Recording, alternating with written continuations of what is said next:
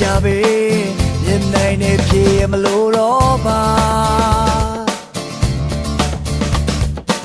အချိန်တွေသာလည်းပါစေတနေ့သူဒီလူဟာတစ်စိမ့်ပါ